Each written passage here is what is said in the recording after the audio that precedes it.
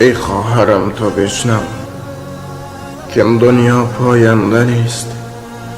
رضا نباشد شوهر، جنت این جای تو نیست. پیغمبر در حدیثش گفت بشنو ای امت، زنی که شوهر بیقدر او از اهل اسلام نیست.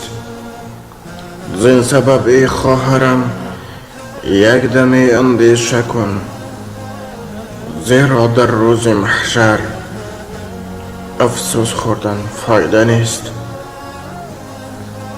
در نزد هر زن و مرد غیبت مکن شوهرت، که این اعمال ناپاک بر ما و تو روا نیست.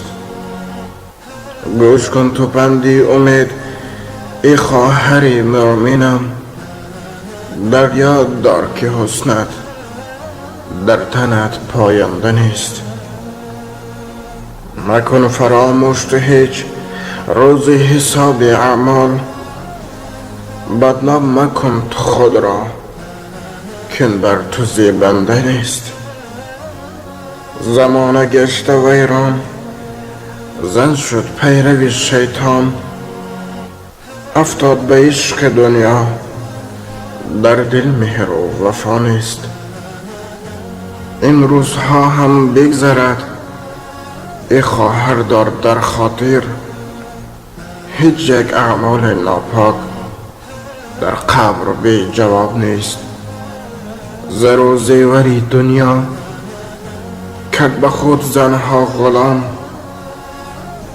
فکر میکنند که فردا بر این لایق جزا نیست. آگاه باش ای خواهر، هر دمی ماست غنیمت، مکن فراموش الله که آخرش بخیر نیست.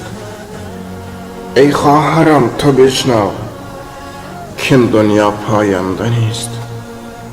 رضا نباشد شوهر، جنت این جای تو نیست.